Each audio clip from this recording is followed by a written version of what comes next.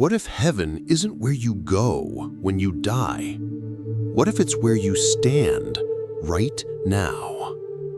And what if hell isn't some fiery pit beneath the ground, but a shadow that follows you through every broken relationship, every injustice ignored, every moment you chose silence when the world cried out for truth?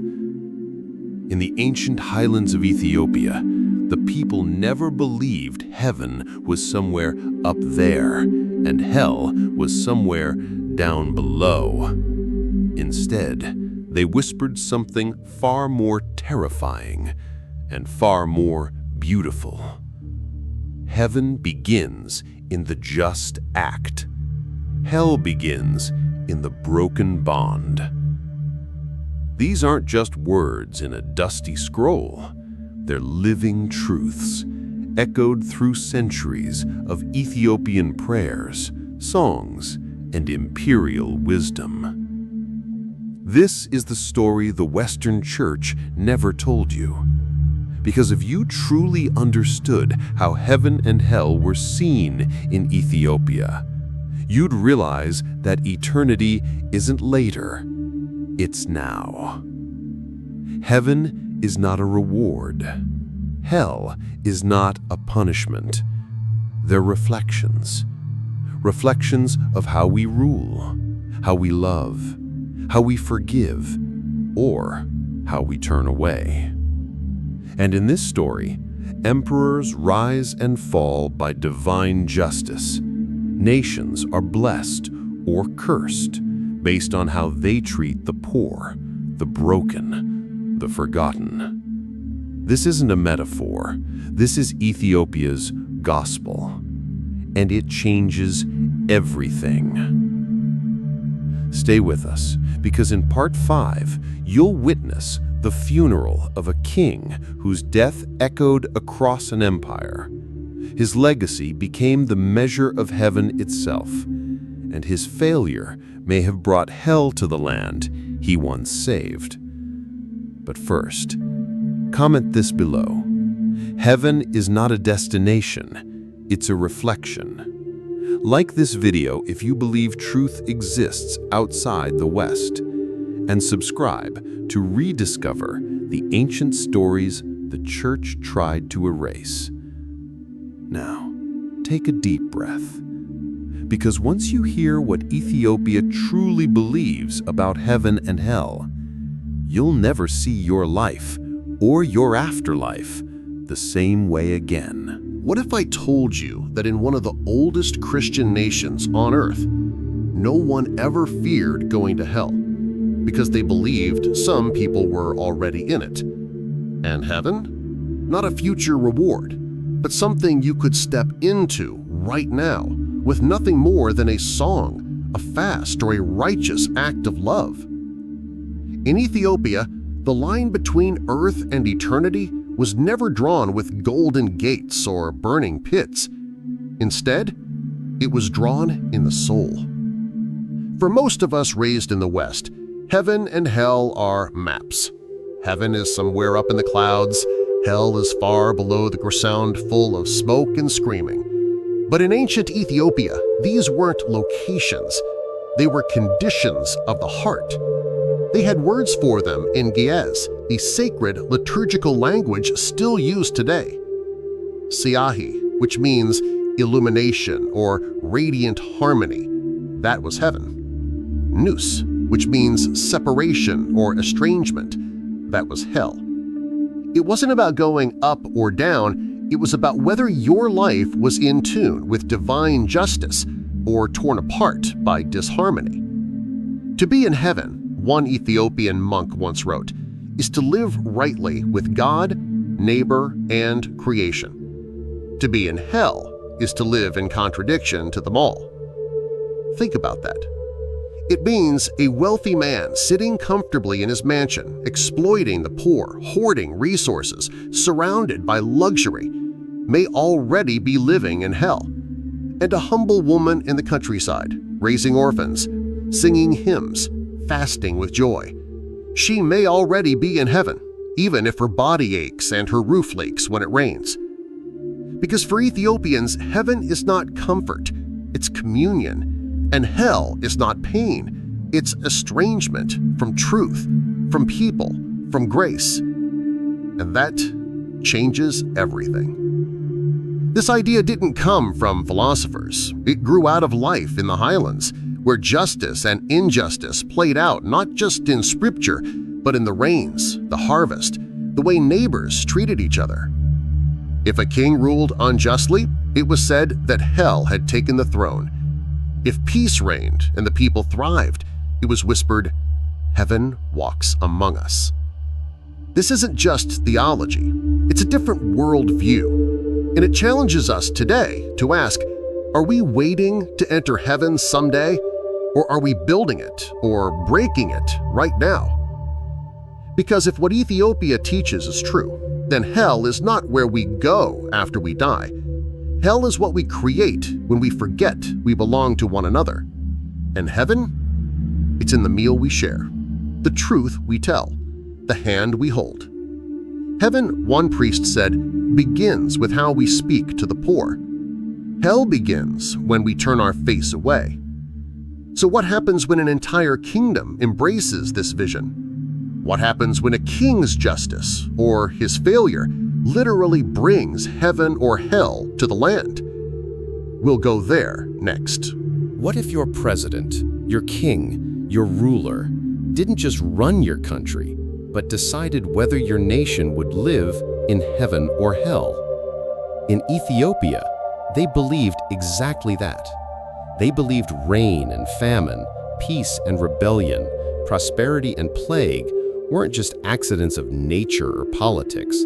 They were reflections of a deeper truth, whether the king had ruled with justice or with pride. If the king is just, they said, rain will fall, but if he is corrupt, the land will crack. In the West, royalty is often seen as symbolic, a pageant, a crown. But in Ethiopia, kings were cosmic instruments. Ruling wasn't just politics, it was divine alignment.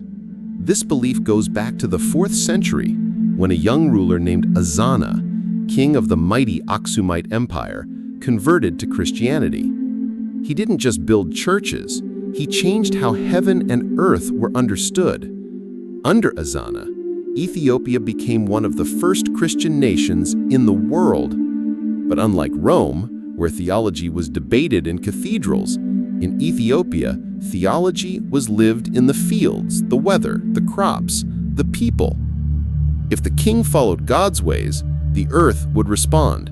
If he strayed, the land would mourn. But this wasn't superstition. It was the spiritual ecology of a people who believed that justice didn't just affect your soul, it shaped the soil beneath your feet. We find this echoed in the ancient text Kebra Nagast, the royal chronicle of Ethiopia's emperors. It tells of how the bloodline of King Solomon, through the Queen of Sheba, came to Ethiopia. And with that bloodline came not just royal power, but divine responsibility. Blessing shall rest where the seed of Solomon walks upright, but where the king forgets righteousness, the curse will touch even the mountains. It was a theology of accountability, a vision where power demanded purity, or else the very skies would rebel. That's why famine was not seen as misfortune. It was a warning that something had broken in the balance between heaven and earth. When rulers betrayed the poor, abused the weak, or fell into pride, they didn't just invite criticism, they invited hell. And when they ruled with wisdom, humility, and reverence, heaven itself descended. One 15th century monk even wrote, "The king is a door. Through him, heaven may enter or be shut." Imagine living under that belief. Imagine knowing that your ruler's choices could change the weather, the harvest, even the health of your children. Now ask yourself this: what would our leaders do differently if they believed that every act of injustice summoned drought?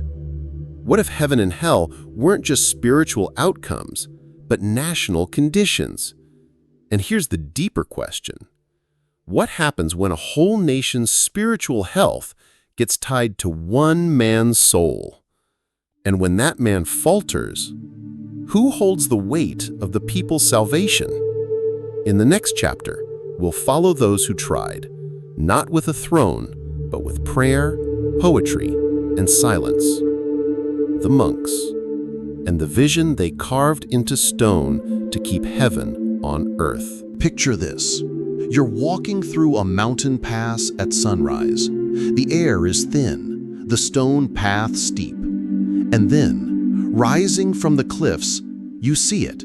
A church carved entirely into the rock, not built on the land, but within it. This is Lalibela.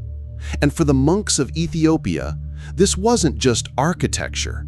It was a map of heaven, etched into the bones of the earth. Because while the West was painting stained glass windows of clouds and golden harps, Ethiopia's monks were carving their theology in stone. And what they believed was radically different. They believed that heaven was not a palace in the sky, and hell was not a pit of fire.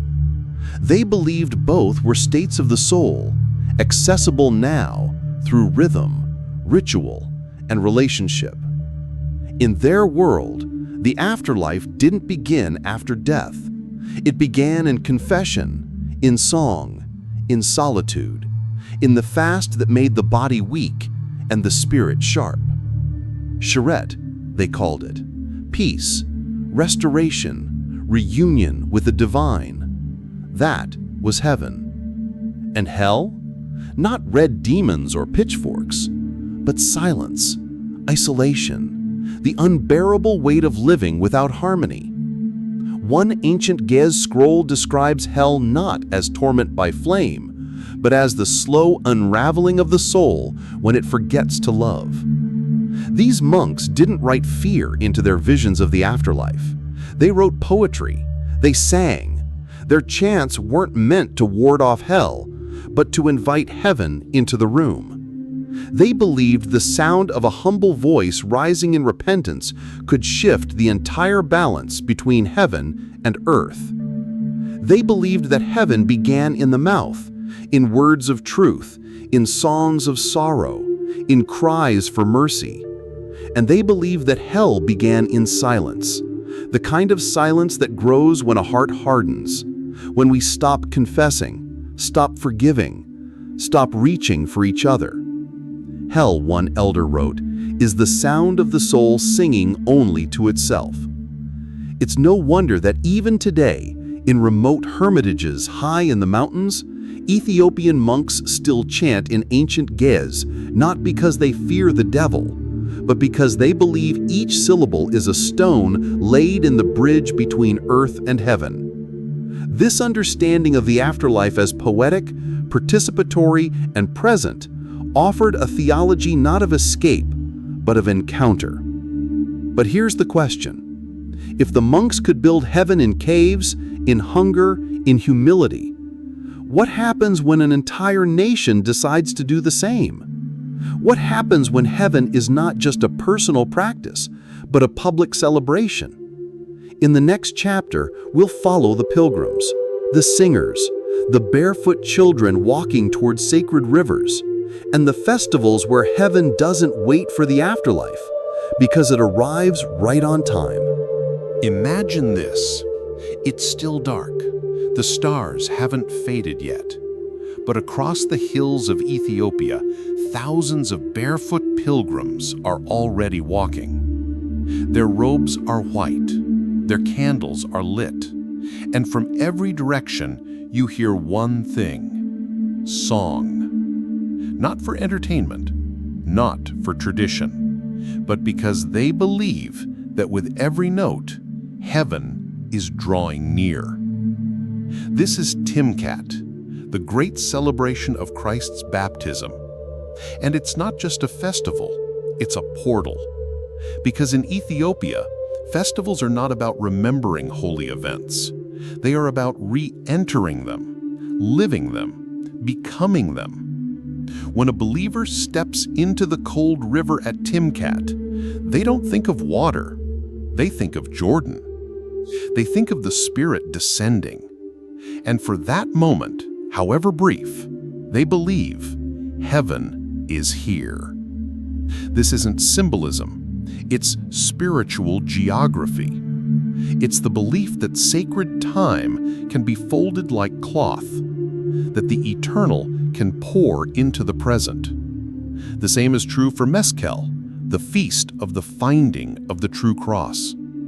On that night, great bonfires rise across the country, and people gather around them, singing, clapping, praying, not because the flames are beautiful, but because they believe the fire of the cross still burns, and it burns away everything that separates them from God. To Western eyes, these might look like folklore or heritage, but to Ethiopians, these are rehearsals of eternity. Each song, each step, each offering is an invocation, a way of saying, we don't have to wait for heaven. We can live into it right here, right now. And so they fast, they climb mountains, they kneel in rivers, they chant through the night, not out of fear, but out of longing. Because heaven to them is not a place in the clouds, but a rhythm, a return, a restoration. To climb the holy mountain, they say, is to raise your flesh toward the divine. And when a father hoists his child onto his shoulders as the drums begin, when an elder wipes away tears while the crowd sings of resurrection, that is not religion. That is reunion with memory, with mystery, with the eternal heartbeat that never left them. These are not commemorations. They are incarnations, moments when earth opens just enough for heaven to step in. But what happens when heaven steps out? What happens when the singing stops? When the festivals fade? When the leader who once carried heaven's blessing is buried beneath the ground? The next chapter follows one of Ethiopia's most revered emperors, a man whose death did not end his story, but became the moment the nation had to decide. Would they rise toward heaven or fall into something far darker? They say the day Emperor Menelik II died, the sky changed. Not just in the heavens, but in the spirit of Ethiopia itself. Because for over 3 decades, Menelik had been more than a ruler. He was a symbol of divine favor, a man who modernized the kingdom, defended its sovereignty, and still honored its ancient faith. But when he passed, something shifted. And the people began to wonder, did heaven go with him? This wasn't just mourning, it was cosmic uncertainty. Because in Ethiopia's sacred tradition, a king is not just a leader, he is a vessel, a bridge between God and the land, a living testament to righteousness or its absence.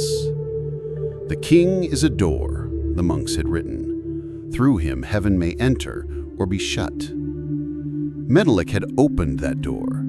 He had resisted colonization, upheld justice, preserved the church. Many believed that his reign was Sharet, a season of peace and divine order. But after his death in 1913, Ethiopia entered years of political instability, internal conflict, and eventually foreign invasion. And for the faithful, this wasn't just history, it was a warning. A sign that the spiritual alignment had been broken. At his funeral, the priests did not merely pray for his soul, they called upon the nation. They reminded the people that Menelik's righteousness could not guarantee the future, that heaven's presence was not bound to his legacy unless they chose to continue it. His death did not bring darkness, one homily read. It revealed ours. That line still echoes today. Because in Ethiopia's theology, heaven is not inherited, it is cultivated. And when a ruler forgets justice, hell doesn't wait for the afterlife. It arrives in the streets, in the drought, in the fracture of a people once held together by purpose. This is a truth that outlives any empire. Legacy is not heaven, only righteousness is. So when Menelik II died, the question wasn't whether he entered paradise. The question was whether his kingdom would continue to walk in it. Would the nation care for the widow, the orphan, the stranger? Would the leaders protect the poor or tax them into despair? Would heaven descend once more, or would it turn away? In a world where power so often forgets mercy, Menelik's death became a mirror, not of glory, but of accountability. And the people of Ethiopia knew, if they abandoned justice, if they broke their covenant with the divine, then even their sacred soil could become a wilderness. If the people forget the way, one monk warned, even the sun will hide its face. But what about the rest of us? We may not live under a crown, but we each leave a legacy. We each shape the world around us. So let me ask you this. If your life ended today, would your absence bring darkness, or would your memory carry light? In the next chapter, we'll move beyond kings and cathedrals and into the ordinary lives of believers, where the line between heaven and hell is drawn not in stone, but in how we treat one another. Because the most dangerous hell of all might be the one we build while pretending we're still on holy ground. What if hell isn't waiting for you after you die, but hiding in the way you treat the people closest to you? And what if heaven isn't some faraway reward, but already here, in the simple act of choosing kindness? In Ethiopia, they've believed this for centuries. They teach that heaven and hell are not merely destinations, they are orientations of the heart. Not places we go, but realities we create. To live without grace, even in comfort, is to live in hell. Bishop Tesfaye, Addis Ababa, 1997. It's a theology that does more than challenge doctrine. It rewrites how we see ourselves. Because if heaven is harmony, with God, with others, with creation, then hell is its fracture. It's the family divided by greed, the community torn by lies, the soul that chooses self over service again and again. And the terrifying part? We can live in luxury, with friends, status, even faith, and still be miles from heaven if we've lost the ability to love. In the diaspora communities of Ethiopian churches in America, in Europe, in the Caribbean, this message still rings out. It's not how long you fast, it's how deeply you forgive. It's not how high you sing, it's how honestly you serve. These communities believe something the Western world often forgets. Hell is not punishment, it's separation. And heaven? It's not escape, it's presence. Heaven begins when a stranger becomes a neighbor. One deacon once told his congregation in Atlanta, "Hell begins when your neighbor becomes invisible." This belief isn't just poetic, it's prophetic, because it tells us something our world is desperate to remember, that your rituals don't matter if your relationships are broken, that theology means nothing if your community is bleeding, and that God doesn't wait for Sunday. He watches how we love on Monday. So now the question is no longer, will I go to heaven or hell someday? The question is, what am I building right now? Because in this Ethiopian vision, we're all builders. With our words, our habits, our hidden choices, we are laying the stones of a temple or digging a pit we'll eventually fall into. We carry heaven in our hands, or we plant seeds of hell with every breath. So, what have you been planting? What kind of presence are you creating in your home, in your workplace, in your prayers? Because if Ethiopia is right, heaven isn't something we wait for, it's something we become. And hell? It isn't fire, it's forgetting who you are. So in the end, Ethiopia doesn't ask where you'll go when you die. It asks, how are you living while you're still alive? Because heaven is not found beyond the stars. It's found in justice, in community, in grace. And hell? It's not fire beneath your feet. It's what grows when love disappears, when truth is silenced, when mercy is withheld. This is the ancient revelation the West forgot. That eternity isn't later. It's now. And it begins with how you live, love, rule, and remember.